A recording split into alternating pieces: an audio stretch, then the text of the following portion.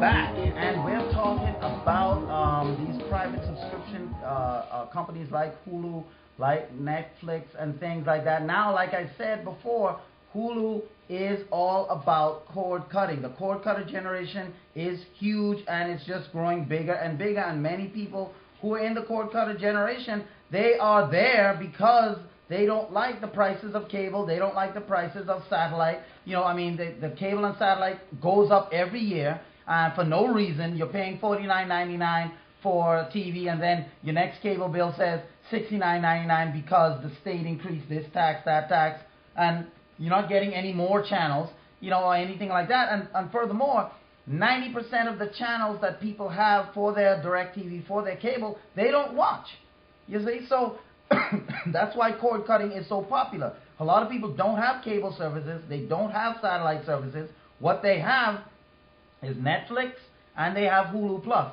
$7.99 for Netflix a month, $7.99 for Hulu a month. So for $14, they get an array, a huge library of content that they can watch when they want, where they want, how they want. And that is what the cord cutter generation is all about. Now, for Hulu Plus, if they're going to sell to a company like AT&T Uverse or to a company like DirecTV, here's the problem I see with that. The problem is that, yes, one of the drawbacks with Hulu Plus is that they don't have, I mean, they have a lot of content, but their library could be bigger. You know, and in order to get bigger, they have to get deals with networks. So if they sign with a third party, a smaller, the third party may not have the clout, like a Guggenheim Corporation. They may not have the clout, you know, the presence to be able to get the deals for the popular shows and stuff like that. Like, for example, Smallville.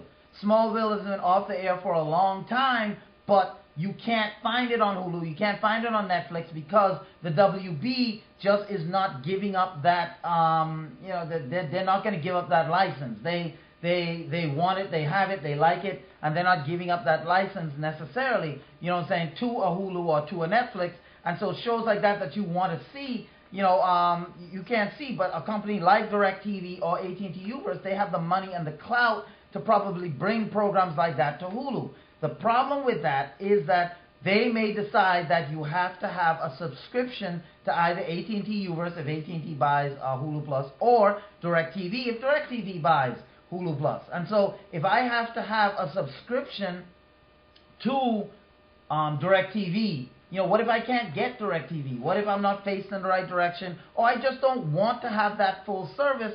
There's going to be a lot of things happen if Hulu is bought by a DirecTV or an AT&T Uverse. If they stay independent, that company like a Guggenheim would use Netflix to gain presence into the internet TV world. In other words, they would use Hulu as their base to offer people internet TV, an option to AT&T Uverse. So in a sense, Hulu would remain independent. They would remain probably as they are now, just owned by somebody else. I think that's the best option, to keep Hulu private, because I would hate for Hulu Plus to become a part of DirecTV, only for DirecTV to say, okay, well, if you want to access Hulu, if you want to access all this content on the go, you're going to have a DirecTV service plan, and you know that's just going to kill. To me, that's just going to kill Hulu Plus. So we just have to see what Hulu. Matter of fact, none of this might go through. Hulu might not be bought by anybody. So we just have to see how this thing works out. I mean, how it, you know, how it all pulls together. We just have to wait and see, because in the end, I like the idea of having digital content when I want, where I want, and that's not going to end. And I think cable companies are starting to realize that this way of watching TV is the way people are going. The always on content, to where I can watch what I want when I want. I don't have to come home at 8 o'clock to watch a show, because I can watch that same show, that same episode the next day online. You know what I'm saying? So if I missed it, no worries. I can just watch it online when I want, when it's comfortable for me. If I like watching TV on weekends rather than in the week, that all the shows I missed in the week, I just sit on weekends and veg out on all those shows. You know, that is what cord cutting is all about, and that is what services like Hulu Plus and Netflix are all about. Even Amazon Prime, even though that's more of a higher paid service because you pay per episode and stuff like that. But that's the point of it, being able to watch what you want when you want. And I'm afraid that if Hulu Plus is bought by AT&T Uverse or by DirecTV, that they're going to lose that that privateness that they have. So we just have to wait and see, what happens, in the tech world as far as that is concerned. And speaking of the tech world, there's a report by the New York Times that's surfacing, and many people are kind of talking about, and that is that tech workers or the tech industry is a very young industry. Now, in terms of young industry, we're not talking the tech industry is young as far as the tech industry has only been around for X amount of years. But according to the New York Times, the technology workers are young, really, really young. Now, it's well known that technology is a young man's game. Everyone who thinks of tech, they think of, their son or their daughter, or someone younger than them.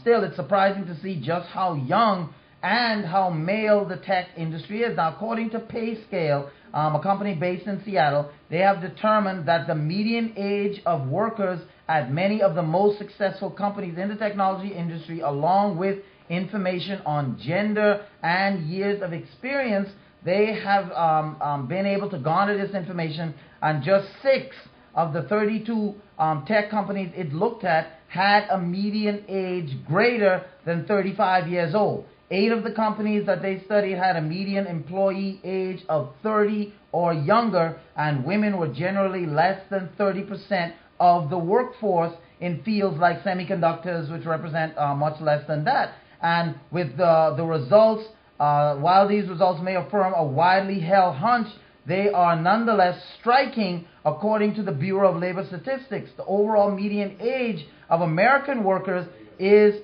42.3 years old. The company with the oldest workers on the pay scale list, Hewlett-Packard, came in at 41 years old. Now, our very own CEO here in the company, Devin, the guy has been around tech for a long time. So, Devin, what do you think in terms of these facts that that not only is, when they're saying tech is a young industry, they're not talking about how far tech has been in terms of technology has only been around for so long, but they're saying that the technology, the workers themselves in these big companies, like the median age in IBM is 38 years old. The median in Oracle, 38, Nokia, 36, Dell, 37, and Sony, 36. And they're saying those are the old companies with that median age of 36. That's the old. They're saying companies like Epic Games, the median age is 26. Facebook, median age 28. Zynga, 28. Google, 29. Even AOL, they're saying the median age is less than 30. So why do you think the tech industry has so many younger, their median age? Because these companies, AOL is not a new company; they've been around forever, but yet their median age is under 30. Facebook, Mark Zuckerberg, he started Facebook in college. And Summerly, that company that AOL acquired, was started by a 17-year-old. Why do you think that the technology industry is such a young industry as opposed to other industries? It answers an interesting question for me. Right. The people who are using the technology to create technology, right, are the ones that are really on the creative cutting edge. Right. Because they are submerged in all the new technology. Right.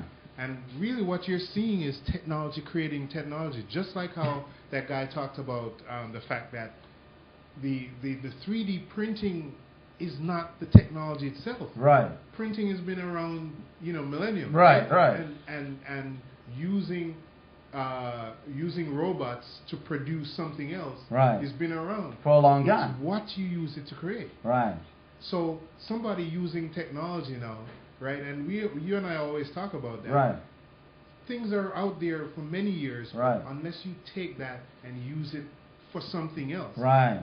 The only way people can use it is if you know the technology that's out there. That's out there. The young people are the ones that know the technology. They use it every day. Ah. Your nephews are using the tablets. My Right. daughter is using the tablet, Right. pushing it to the limit. Right. They And now using it from now. and they now will find the additional use of that tablet to create some other technology. So how come it is that the older general? What happens at these companies? Where do the old people go? They refuse to I assimilate. That's the problem, really. Yeah. When you have to insist, and you find it right in your home. Right. Just look at it. Your mom, your Right. father, your older sister. Right. You have to insist. Come on, buy a tablet. Right, Come on, right. use the ATM machine. Right. Why are you afraid to use it? Right. Use it. Come on. So they just get They are afraid of technology Right. because they didn't grow with it. Right. These kids, these young people, are not afraid of it because they Right. grew with it. right. All this stuff is around them, so it's natural to them. So they just have to use it. They have to use it, and the process is because they have to use it, they find new ways of using that same technology. That same And technology. that's the amazing thing about it. And I think that's really the main point that you hit right there, because unlike the medical field, where you don't use the medical field every day. You don't get up and say, I'm checking my heart or something like that. You know, when you're talking about like a car, you're not a mechanic every day. You know, but when it comes to technology, that's something that you have to use because it's a part of life. And so these companies, like Jaden and Xavier's age, they're coming up now using technology, using what they already, they're using this thing in school, you know, for play, everything like that. They're up on these things. So when they go out now, when they go into college, they're already thinking technology. Right now, you know, Xavier and Jaden are ahead of people in their class right now because they're learning things that you wouldn't learn until you go to college. You know what I'm saying? Or you take some advanced class in high school. You know what I'm saying? And so now, when they go back to school, they're like, oh man, we know this, we know that. You know, Xavier takes a broadcasting class and they say, okay, let's start from the beginning. Xavier's like, oh man, when are we going to move to something useful? You know, because I've already done that. You see, and this is what the techno. So when you have that guy who created Sumly at 17 years old, and then the company was bought by AOL for $50 million. The guy's only 17 still, a minor. You know what I'm saying? So he can't even accept that $50 million. You know what I'm saying? His parents got to accept it for him. You see? So my point is that that is why technology companies, I think, are getting younger. You know what I'm saying? And then the older ones are being pushed out because they refuse to change. But we're coming up on a break.